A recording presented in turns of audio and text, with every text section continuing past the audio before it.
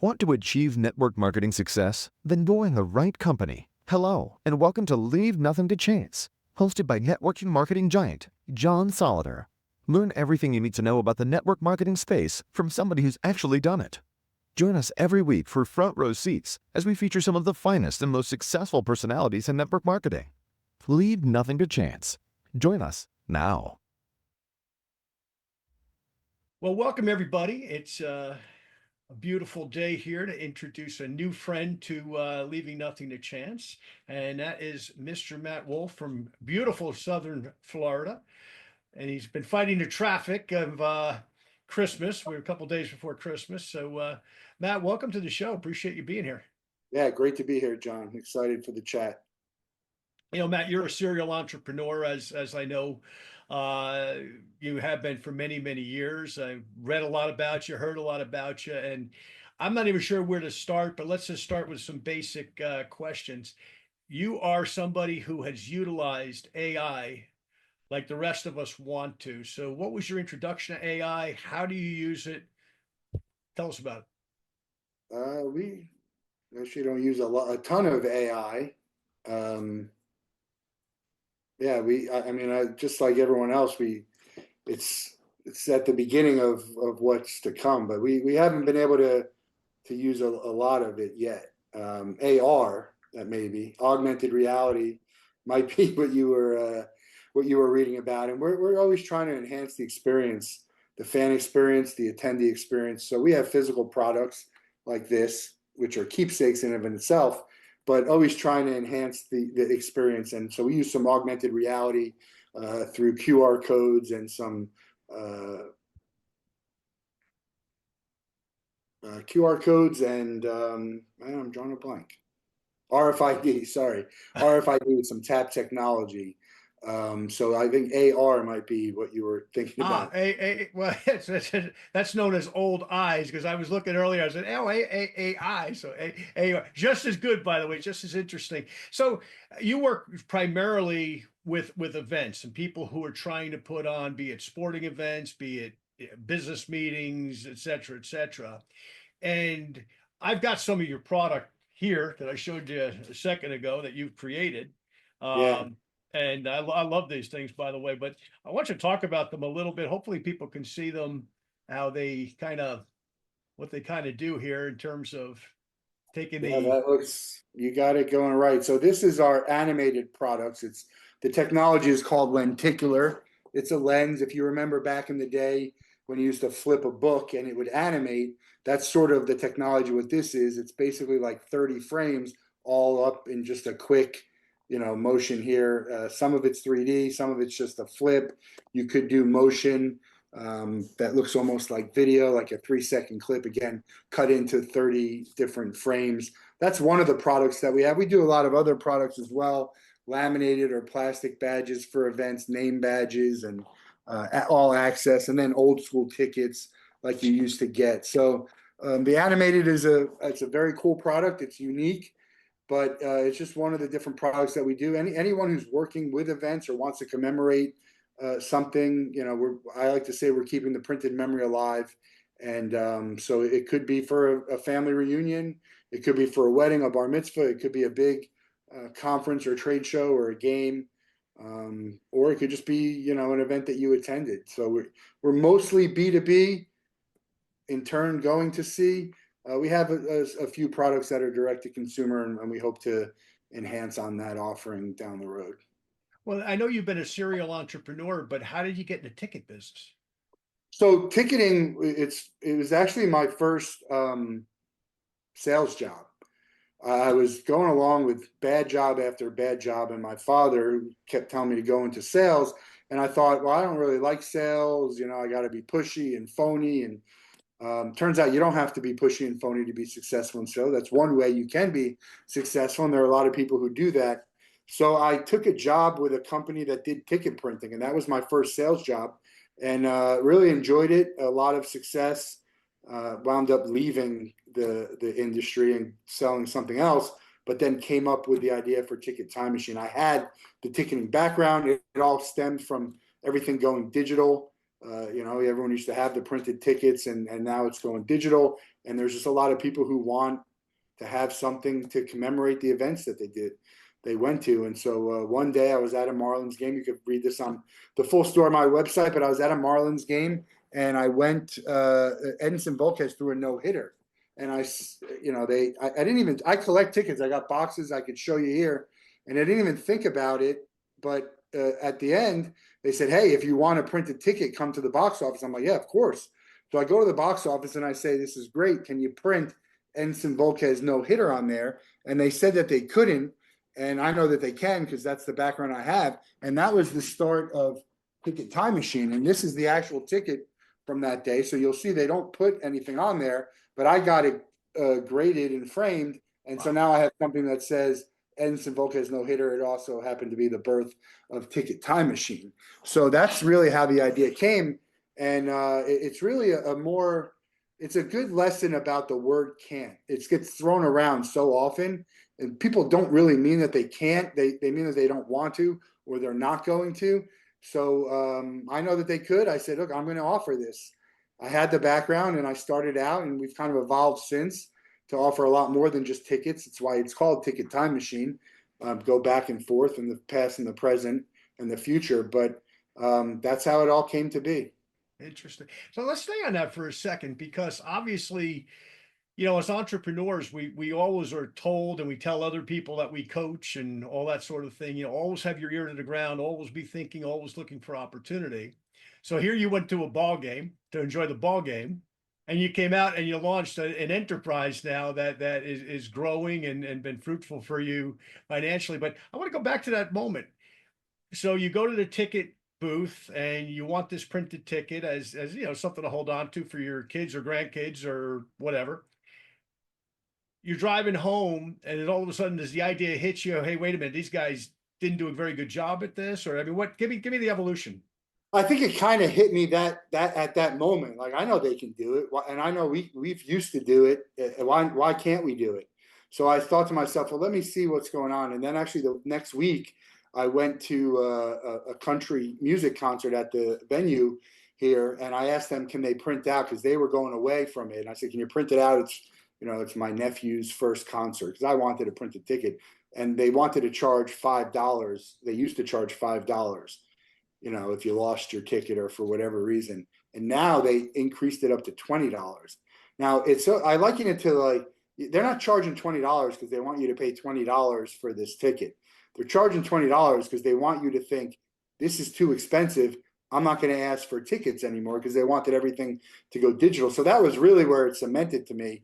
And, it's funny you say, you have your entrepreneurial mind and where do you come up with ideas? I've had a lot of ideas over the years. And when I first started to try and implement these ideas, I'd hit this roadblock. And then I stopped. For whatever reason, I was lazy. I thought it would be too much or too hard. I kind of couldn't get out of my own way with this. And when I had this idea, I said, I'm going to do this. I know it's something that I can do. I know it's something that people want. I know it's going to be a need with digital, everything moving to digital. And I'm not going to let anything stop me. So I hit these roadblocks, and I just kept going either over them or around them and to make it happen. Now I was working full time when I started the company. And then maybe a year or so in, I thought to myself, I got to go all in on this. And so I left my full-time job and gave them about 3 months notice and started going full time. And it's been almost 5 years. April will be 5 years. 5 years. Wow. So simple idea led to a business now, and you have employees? No employees. It's just, I like to say, me, myself, and I have good, some silent partners and some mentors, and really a great circle of people that help me. But, I outsource some graphic stuff if I need to. But it's just me, and I hope to have employees. We're nowhere near where we need to be, but it feels like we're heading in the right direction with the right trajectory. And it's gone slower than I thought. If I'm being honest, I thought that it would be a lot further along than it is right now. But I still I'm all in, and very optimistic about where we're headed. So let's talk a little bit about the augmented reality. Is that what you use to describe that? No, this is it's called lenticular, and it's just again it's two multiple images behind a lens. You might be able to hear that. Yeah, yeah. So it's a lens that with images on top of that. That's called lenticular. The augmented reality is just sort of a digital experience that we're looking to add to our physical product. So we're looking for tech partners, and it's kind of evolved over the years on the type of off digital experiences that we're offering. We're still looking for more tech partners who can, collaborate on what we do and just offer a better experience. And it's a better experience for the fan, the attendee. It also is a better experience and added value for sponsors and partners who want to engage with the fans and the audience. So it's not needed for what we do, but again, always looking to enhance the offering, looking for like a win-win-win-win. It's interesting because I went to the '96 Olympics. I was working for a company that we were supplier to some of USA best wrestlers. So I was fortunate to go to the Olympics. And one of the wrestlers became a good friend of mine. So I actually had his ticket that he gave. They get like 2 tickets that you can go to the Athlete Village, which was an experience in itself. But I showed our mutual friend Chris Champion that ticket a few weeks ago, and it was just a laminated piece of plastic with my picture on it, right? They checked your identity, of course, and all of that. But it was just, I kept it because it was commemorative, to the point about why people keep these things. But what you've created here is something that people are going to pass along to their kids, their grandkids, etc. Now, I think, I'm sorry, go ahead. Well, I was going to say, like, I'm like you. I'm going to keep what you give me because it gives me access to that. It brings back memories of the event. But why not make it a much better keepsake? It's not really. It's all relative when we talk about how much more expensive something is.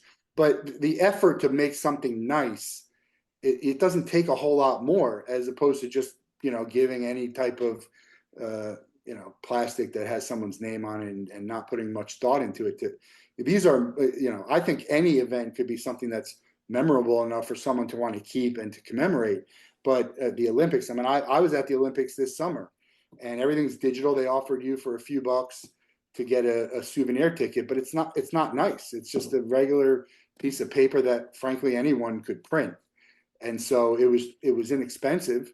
There are companies who are charging a lot of money for stuff like that. So I applaud them for not charging too much money. But even at the money they charge, they could have put together something that was nicer. Agreed. So I think you did these, if I'm not mistaken, didn't you do something with the NFL draft last year? Well, that was an event an event that Chris put on with Legends Live for him. It's not affiliated with the NFL. We haven't done any. We've done some Super Bowl events, and hopefully we'll be doing some more Super Bowl events now. We've done a couple of NHL teams, the Panthers and the Utah Hockey Club, and done a bunch of colleges. But yeah, nothing with the NFL. Licensing is a big problem. Sure. Yeah, and so in order to get these jobs, you have to be licensed and or become an approved vendor. And so we're working on that for it. It's really not to anyone's advantage for us to hold licensing. It's complicated. There's a lot of reasons why it is, but the fan isn't going to get the best product. They're not going to get the NFL or whoever holds the license isn't going to get the as much money as they should be getting from whatever we sell, and we don't have the access to sell as much as they could on our own. But yeah, that was a fun event that Chris did. It was a gifting suite at the NFL draft. Now, I imagine you're going to be in New Orleans. Yeah, I'll be in New Orleans. I do a little bit of actually some reporting for Florida National News. So I get credentialed through Florida National News, and I'll be doing interviews on opening night and team conferences and be on Radio Row. But also Ticket Time Machine does some Super Bowl events. So hope to be at a lot of those events. We've done the Ditka Jaws cigar party. We've done Lee Steinberg's party. Tracy DeForge has the Players Impact TPI networking event, which is great. And we're working on some other stuff too. Great, great. Well, that's going to be a fun event. We're going to be down there as well. and we're gonna have a lot of fun at it. And who are you hoping for? I tell you what, I'm hoping for Detroit and Buffalo, two teams that I'd be okay with that. My wife's and her family are Eagles fans. We actually were at the Eagles Super Bowl a couple of years ago, so I probably would rather have the Eagles over the Lions. But I think the Bills. I grew up a Broncos fan, so I wouldn't mind if the Broncos play. I think it's more about teams I don't want. So I don't want to see Kansas City again, and I don't want to see. Yeah, I guess that's it. I don't want the Ravens, although it probably would be exciting, but I don't want them to win. For some reason, I just haven't liked the Ravens. Although I do like Lamar. I think he's great. So it would be good for him. Yeah, it's gonna be interesting. The NFL this year has been so weird. It's like you got the super elite teams, especially in the NFC Central. You got three of them, and then you got other teams like but just I'm a Giants fan, so it's like I don't even want to talk about their season, but I'm But we hoping for could we could see a wild card sneak in and win and get to never the know. Super Bowl. You never know. And yeah, the Giants, man, what Disappointment. to put sand in the wound, just watching Barkley do what he's doing. Unbelievable. But I'm happy for him personally. He's always been a class act, and I was telling somebody the other day, I said that Aaron Barkley was his or is his uncle. He was light heavyweight champ, probably I'd have to look, probably mid 80s. Remember, Yeah. Aaron Barkley was a heck of a fighter. So he comes from a great athletic family. So yeah, he's a class act. So I'm happy for him. But yeah, I don't want to see the Eagles, but whoever's there is there. But here's what I figured. I'd love your thoughts on this, Matt. As an entrepreneur, as long as you have been, I always thought of the Super Bowl as the game is the most important thing. What I've figured out the last little while working around the Super Bowl environment for business is the Super Bowl is a good reason to have a bunch of marketing and strategy meetings and product launches and new introductions to people, just like you and I are getting introduced here. This is indirectly through, our friend that works for the Super Bowl. And it's just amazing. Just love your thoughts on why people should come to the Super Bowl events if they possibly can, if they're in marketing. Yeah, I think I never thought about going to a Super Bowl. You always feel like it's a big corporate event, right? The corporate people get the tickets. It's unaffordable for the average fan, and that's mostly true. I got lucky going to the Super Bowl when the Eagles played the Chiefs. My father-in-law had tickets and took the whole family, and that was great. Last year, I flew home. No, last year I flew to Arizona, and I watched the Super Bowl with my friends. And this year, I'm going to most likely fly home before the game. So being there that week, there's just so much buzz around it, and there's so much activity and events and stuff that you can go into and have access to. Again, it's everyone's opinion what's expensive or not, but a couple $100 you can get to a party, concert, and be around celebrities and players. And there's a lot of free stuff that you can have access to. They're going to have a parade that's free, around the French Quarter, and there's watch parties. So, I think just going to be there, if your team is in it, I think it's a great week. You spend 3 or 4 days, and if you can get a game ticket, sure. There was nothing about the Super Bowl that really wowed me any more than if I went to a national championship game, the SEC championship games or other really big events, even some of the Olympics. It's cool. There's a halftime show. It's fine. You might be better off just at home watching it on TV, eating and drinking what you want, watching the commercials. So outside there was a fanfare, but it didn't blow me away.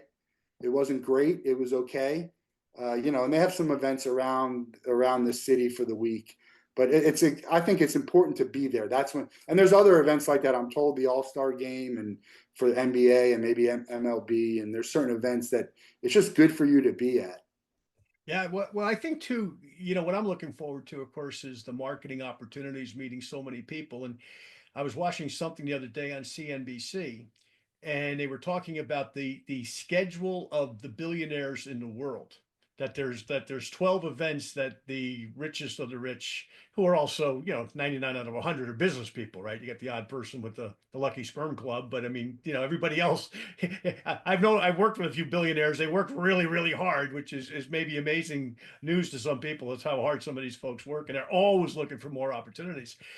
But the Super Bowl is one of the 12 things on their list that the richest guys in the world and richest women in the world come to. And once again, it's like the game itself is almost inconsequential unless you're a fan of one of the two teams that's playing, of course. So it is amazing. But let's come back. Let's come back. Well, what else is on that list that surprised you?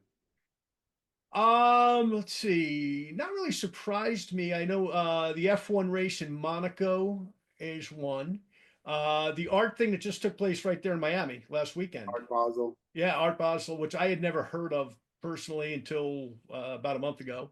I can't think of all the events, but there's well, of course, the thing that takes place in up in Switzerland every year.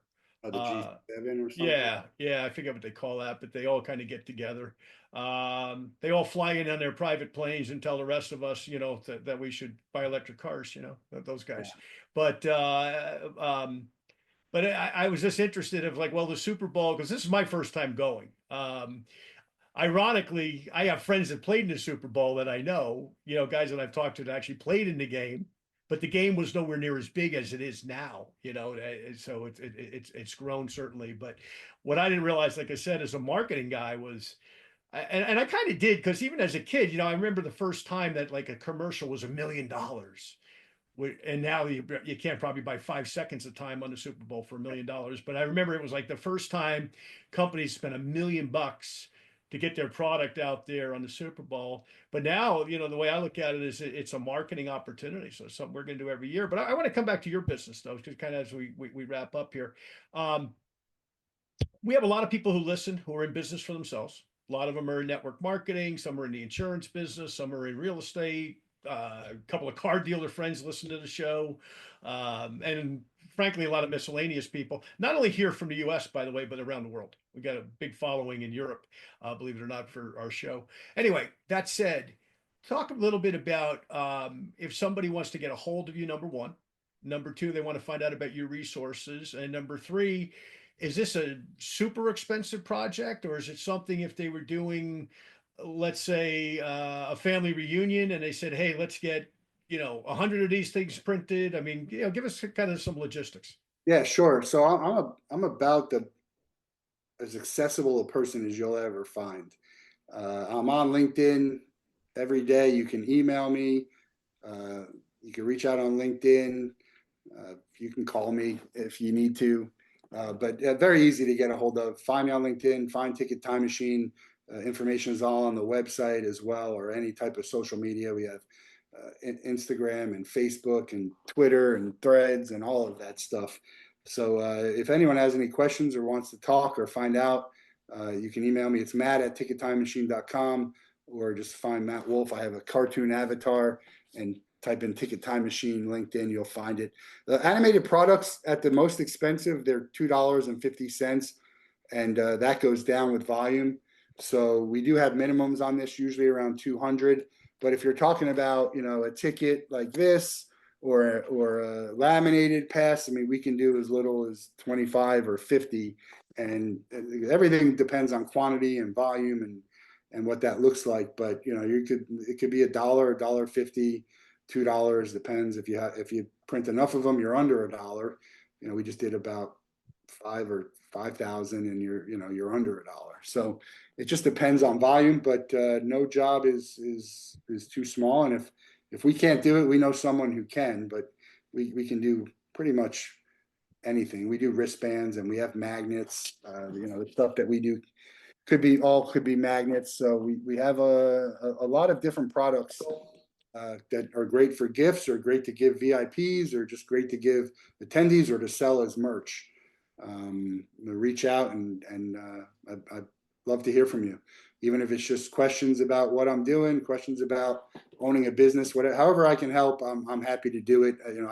I'm nowhere, as I said, I'm nowhere near where I need to be, but I wouldn't be anywhere near where I am without the help from a lot of people. And I think always happy to pay it back.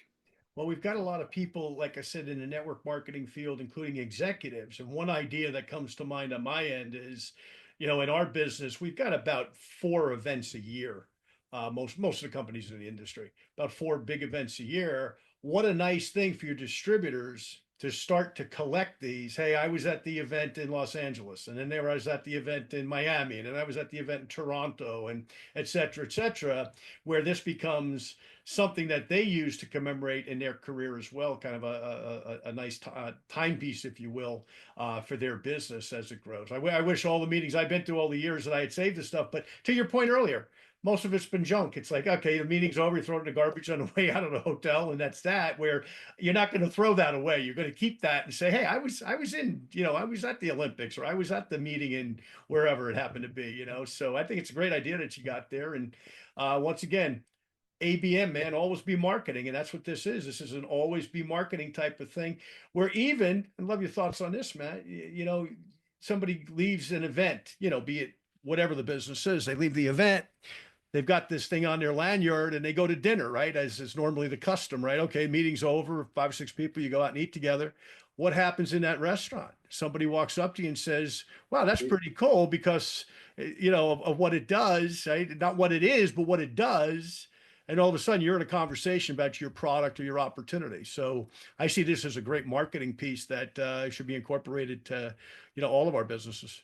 Yeah, I think we talk to some brands too, and companies that want to stand out as activations or whatever experiential marketing they might be doing, stuff that they might be giving out at events like the Super Bowl, just to differentiate yourself from someone else. And it's a good point, because other people are going to see it, especially if it's hanging around your neck. You could just be walking past someone and you're going to see it move as you move with it. And using some type of digital experience. It doesn't even have to be AR. It could just be a simple QR code.